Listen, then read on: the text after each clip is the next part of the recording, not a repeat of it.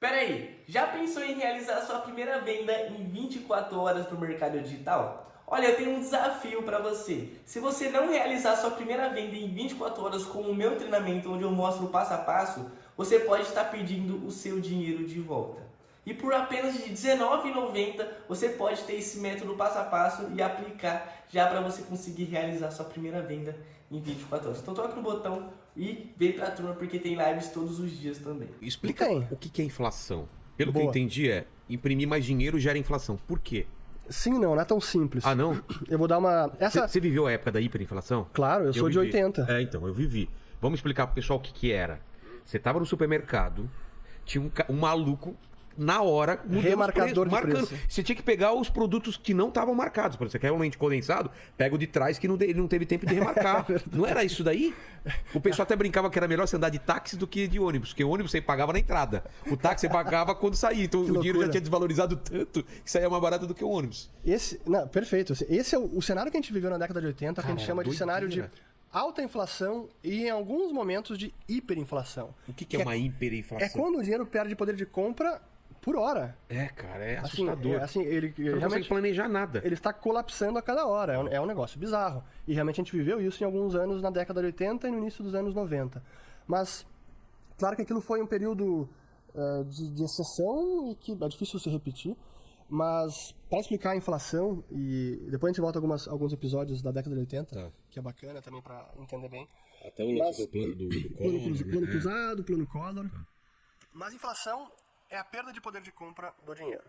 Que traduzido para o leigo, o cidadão comum, é quando o cara percebe que o dinheiro, o salário dele que comprava uma cesta básica mês passado, no mês seguinte ele compra 90% de cesta básica. Falta dinheiro para Então, comprar. falta dinheiro, então o dinheiro está perdendo o poder de compra. Isso é inflação.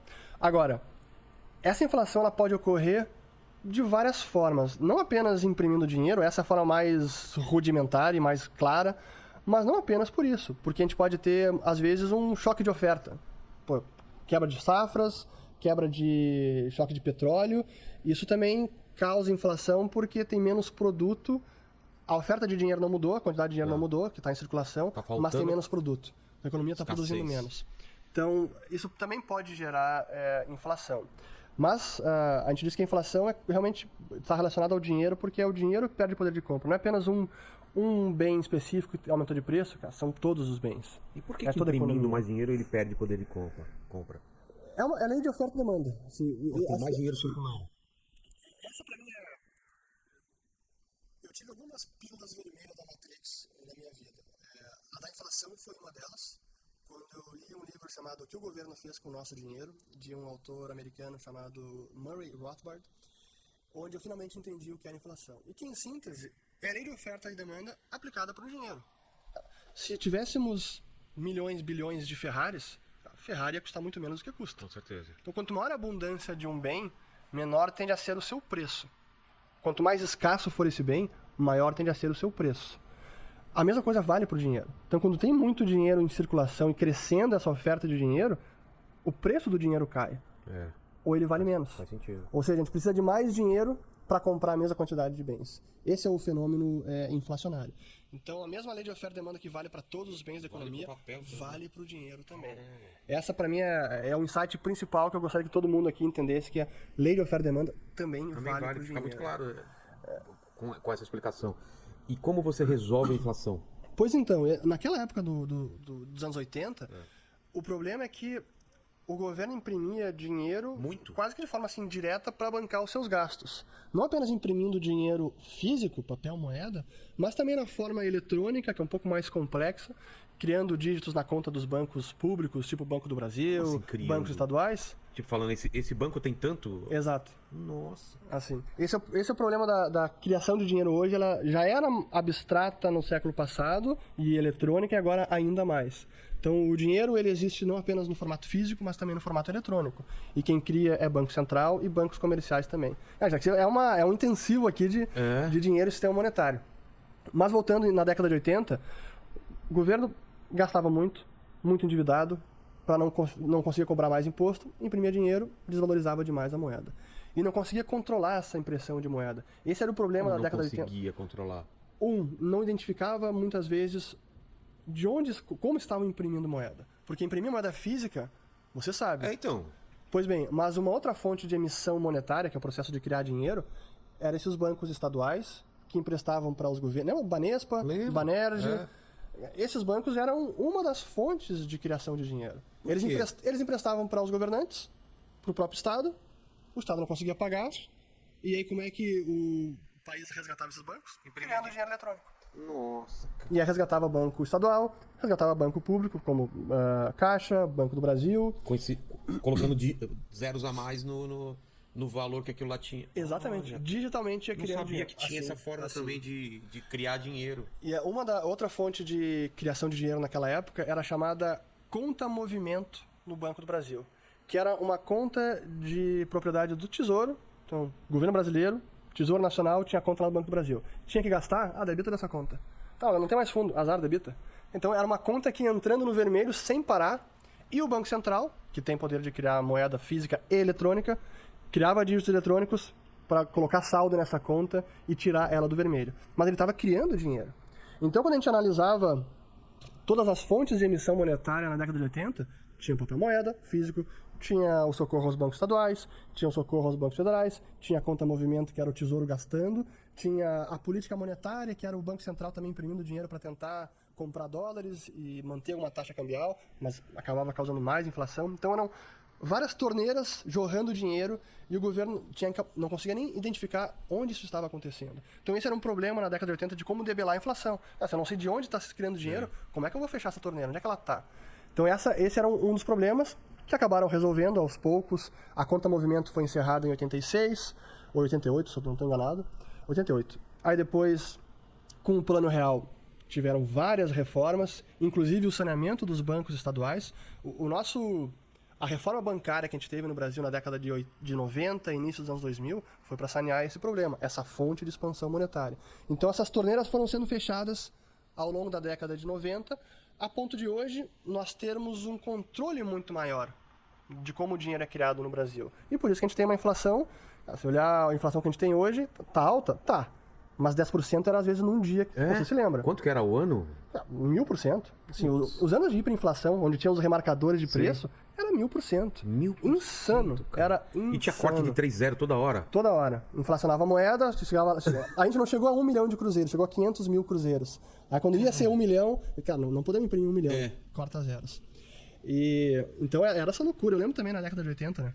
E era ruim pro consumidor, porque você não consegue nem comparar mais preço. Claro. Você fica todo bagunçado, você consegue planejar, comprar um carro, comprar tudo. Porque, cara, eu não lembro, era tudo à vista que a pessoa. Porque era criança, né? Como que pagava as coisas? Porque você vai financiar uma coisa, o cara não sabe quanto vai ser. No Brasil a gente teve. Tinha duas formas que a gente lidava com a inflação.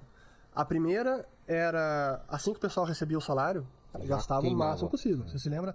Lá no sul, sou de Porto Alegre, tinha o que a gente chamava o dia do rancho. Que era receber o salário, corria pro supermercado para estocar as dispensas, geladeira, com o máximo possível, porque você sabia que a lata de feijão, de arroz, de carne ia reter mais valor do que o dinheiro. Putz, olha que doido. Então tinha o dia do rancho, gastar o salário o mais rápido possível. Essa era uma forma, então, de tentar se proteger da inflação, que é um negócio surreal, né? Mas essa era a realidade. Outra forma era a chamada correção monetária. Você tinha o dinheiro no banco, na conta corrente, mas essa conta corrente, todo dia, ela era atualizada com algum indexador que tentava repor a inflação. Entendi. Então, era uma aproximação para lidar com a inflação. Só que virou um manicômio assim, financeiro, monetário, porque esse artifício da correção monetária, de indexação, é o que permitiu que a gente convivesse por tantos anos com uma inflação muito alta. Se a gente vê outros países que tiveram uma hiperinflação, Hungria, Argentina, Zimbábue, foi mais pontual e depois de algum período acabou, volta a alguma normalidade. Mas no Brasil a gente teve tantos anos de inflação tão alta porque a gente conseguia lidar com isso. Ela era mascarada pela correção monetária. Então assim que a gente lidava com uma inflação alta naquela época. Mas realmente assim, trouxe muita pobreza para o Brasil. Dívida externa absurda. Dívida externa, assim, desigualdade enorme de renda nessa época. Assim, era gritante. Destruiu, né? Destrói a economia, como você falou. Como é que você vai planejar um investimento de longo prazo? Então você causa pobreza, desigualdade de renda, impede um crescimento. Não atrai não atrai investimento estrangeiro. Como é que o cara vai investir aqui se ele não sabe o quanto vai valer o dinheiro no ano seguinte ou no mês seguinte? Então essa imprevisibilidade realmente foi... Por isso que a década de 80 foi a década perdida, né? Quais foram as tentativas?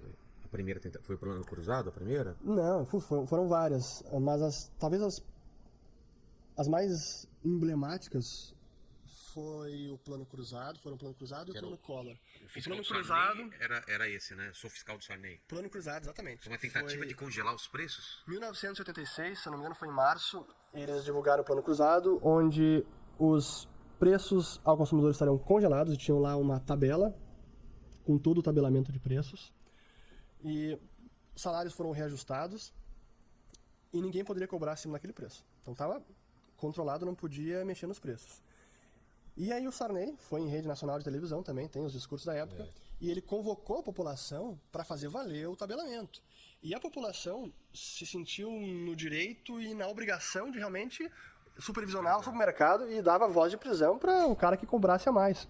E essas são as consequências muito nefastas da inflação, porque é um legado cultural que deixa, onde joga empresário contra cliente, contra trabalhador, consumidor contra produtor, e é o que a gente via nessa época. E o plano cruzado tentou controlar preço, que é algo que não tem como funcionar. Você define o preço, beleza, mas o problema é que o produto some das prateleiras. O cara não quer vender. Não tem por que vender, porque ele vai ter prejuízo. Então ele é desincentivado a produzir. Some a produção, ou diminui bastante a oferta do produto. Por outro lado, o trabalhador que acabou de ter o salário reajustado e que sabe que o preço não vai subir, ele tem incentivo para demandar mais. Então aumenta a procura, diminui a oferta, aumenta a procura, some das prateleiras. E a gente via casos bizarros, eu lembro que tem capa da Veja, vale pesquisar lá no acervo, onde em 86 sumiu a carne do supermercado.